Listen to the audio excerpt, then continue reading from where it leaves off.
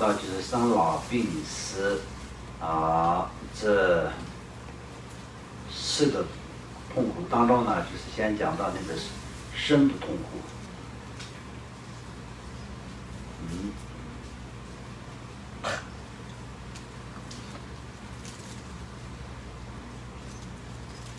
生苦，南瞻部住的人大多数是贪生的，以形象意识吸入父母的基因血中，便形成明末皮包、血肉团和肢节等肢体。助胎时期的痛苦，肢体和分支等诸根圆满居住的时候，感觉到母胎中非常狭窄，一场恶处，漆黑一片，犹如关在监狱中一样的痛苦。母亲使用热的饮食时，犹如火中烧灼一样的痛苦。那这里所讲的都是在母胎里面的时候，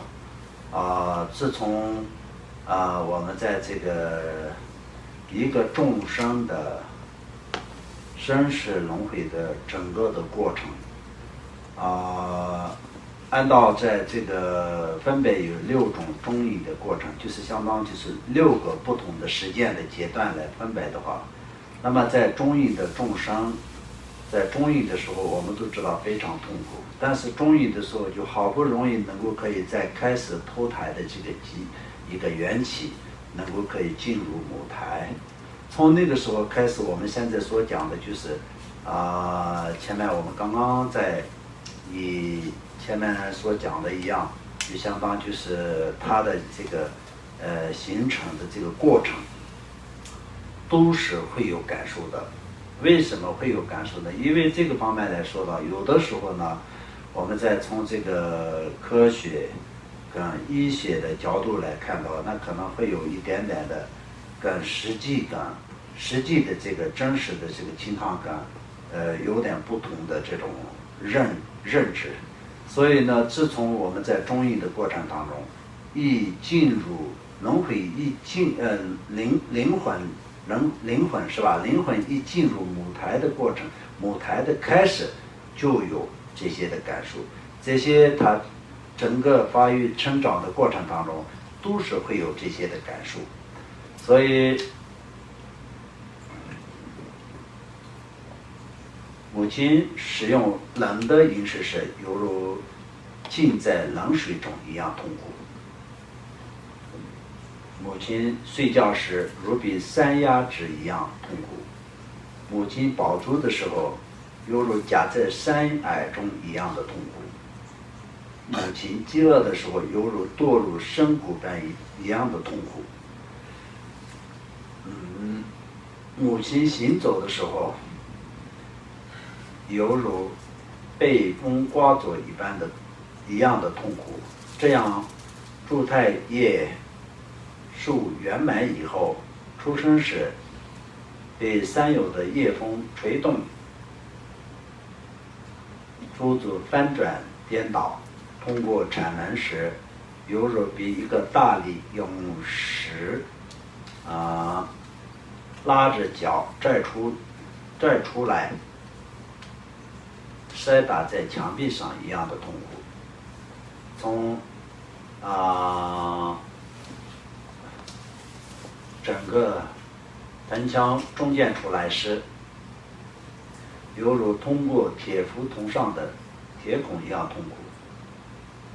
如果母亲产门狭窄不能生出，也许就死在母腹中，或者母子2人全都死亡。即使没有死，但已感受到接近死亡的痛苦。莲花生大师曾说，母子2人中阴慢半母，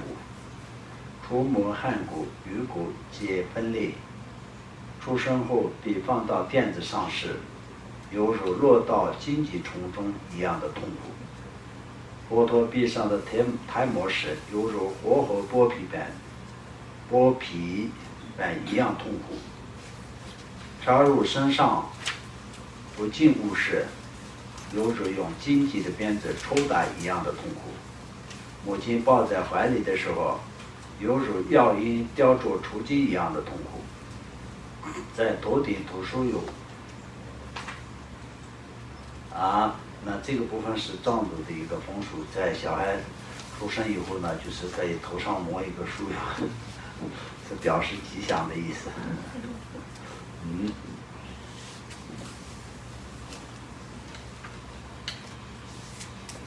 犹如捆绑后抛在坑里一样的痛苦。放在碎场上是真理分量之中。好的，那这里有点颠倒啊。好的，无论出现饥渴、病痛等任何痛苦时，只有啼哭而已。对，那这种一切的感受，就是也有表达不出来的痛苦所有的表达都是苦以外，没有任何的其他的表达能力。当发育成长到韶华之年时，表面看来青春美满，但实际上生命一天天在不断缩短，在正一步一步迈向死亡。今生事件的一切琐事没有了结圆满之时，犹如水面的波纹一样此起彼伏，不断涌现。这一切也都是与罪业相关联的，所以只能成为恶趣之因。所以人类的众生也好，所有的众生，当出生的那一天呢，开始往死亡的路上走。所以呢，就是过了一天，接近了一天时间的死亡，所以就是你的寿命当中呢，就是减少了一天的时间。所以这个过程当中呢，从小你就是一开始从母胎出来只会哭的这样的一个能力，到最后成人的整个的过程当中，到死亡的那个时间之内呢，都是从来没有断除过为我自己的思想所以呢，就是这都是为我自己的这个我执呢，就是因贪嗔痴、因无明产生的。所以呢，这个上面呢就没有这个不经过细微的解释的情况下，从初步的一个解释来说的话，也是最主要呢，就是根本的这个怎么说呢？需求就是为我而产生的所有一切的这个过程，所以呢，也是恶趣的因。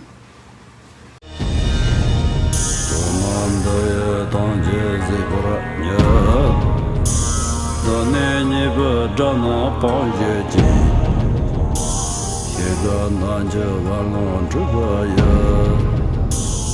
本作人着康中